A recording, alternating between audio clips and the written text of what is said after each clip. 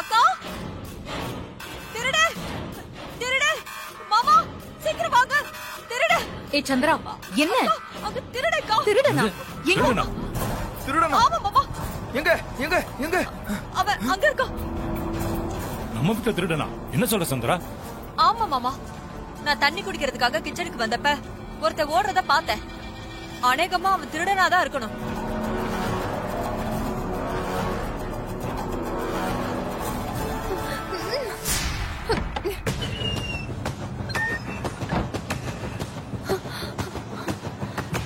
இது நம்ம வீட்டுல திருடுனா? மாமா வாய்ப்பே கிடையாது. எங்க அத்தை வீட்டுல திருடுறதுக்கு இந்த ஊர்ல எவனுக்கு தைரியம் இருக்கு?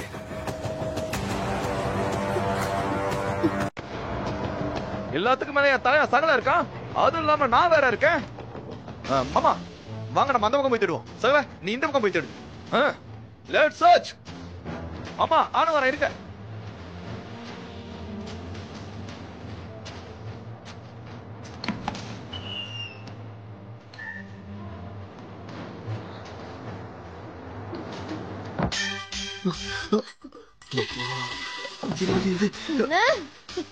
உன்னதான் எல்லாரும் தேடிட்டு இருக்காங்க. போய் ஒளிஞ்சுக்கோ. அங்க போய் ஒளிஞ்சுக்கோ. போ.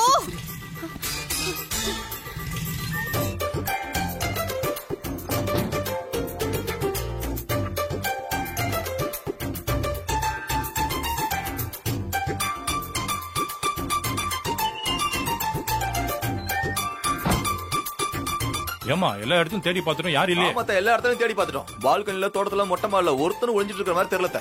ஆமாத்த யாரும் ஒளிஞ்சிட்டு இருக்க மாதிரிலாம் தெரியல. ஆமா யாரும் இருக்கிற மாதிரி தெரியல. தேடுறது வேஸ்ட் வேலை.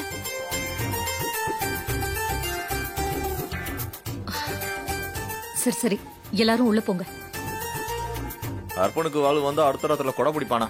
சின்னத்துக்கு சந்தேகம் வந்தா எல்லாரோட தூக்கத்தையும் கெடுப்பாங்களாம். சொன்னா இல்லத்த வர வர உங்க இமேஜினேஷன் ரொம்ப ஹெவி ஆயிடுச்சு. தூக்கத்தை வேற கெடுத்துறீங்க. ரோனி வா போவோம்.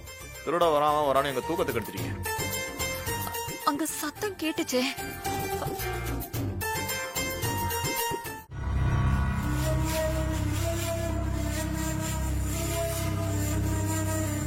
சொல்லுங்கம்மா, என்ன உங்களுக்கு பிரச்சனை?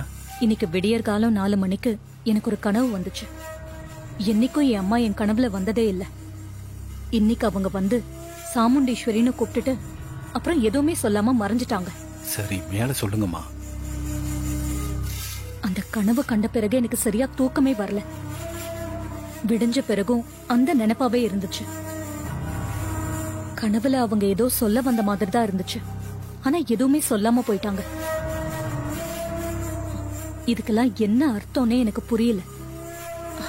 அதான் உங்களை மாதிரி ஜோசியர்கிட்ட கேட்டா ஏதாவது விளக்கம் கிடைக்கும் தான் வந்தோம். என் அம்மா என்கிட்ட என்ன சொல்ல வந்தாங்கன்னு உங்களால ஏதாவது சொல்ல முடியுமா? சரி.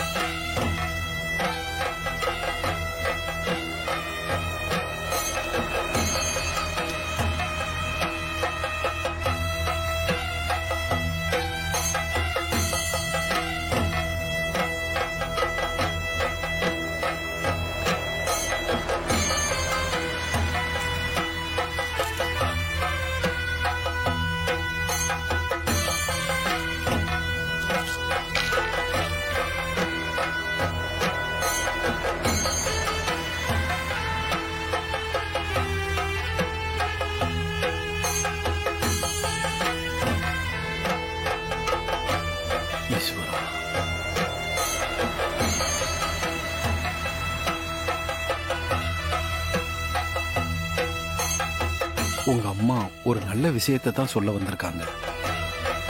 நல்ல விஷயமா? என்னது? உங்க குடும்பத்துல இருக்கிற தீராத பகை ஒண்ணு தீரப்போகுது. ரொம்ப வருஷமா பிரிஞ்சு கிடக்கிற குடும்பம் ஒண்ணு சேரப்போகுது.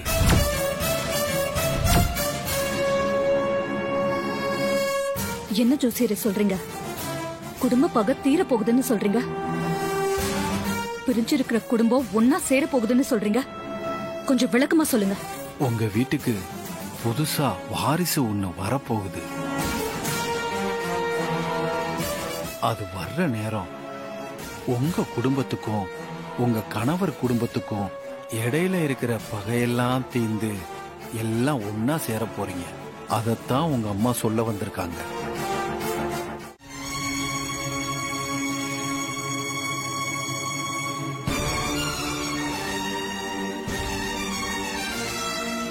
அக்கா,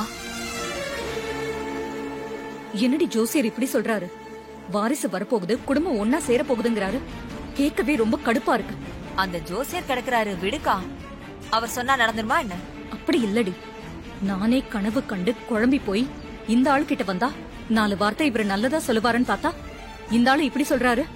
ஆமாக்கா, பேசாம நீ சும்மாவே இருந்திருக்கலாம்.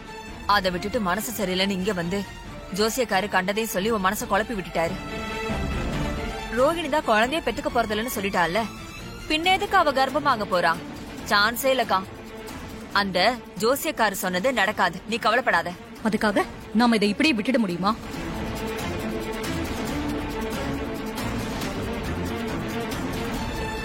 ரோஹிணிக்கு குழந்தை பிறந்தாதானே 2 குடும்பமும் ஒண்ணு சேரும். அவ கிட்ட போய் குழந்தைய பெத்துக்காதன்னு சொல்ல போறேன். கரெக்டுக்கா, அவளும் அதேதான் சொல்லிட்டு இருக்கா. நீ அத ஸ்ட்ராங்கா சொல்லிடு. என்ன நடந்தாலும் சரி, அந்த குடும்பத்தோட நம்ம குடும்பம் எப்பவுமே ஒண்ணு சேரக்கூடாது.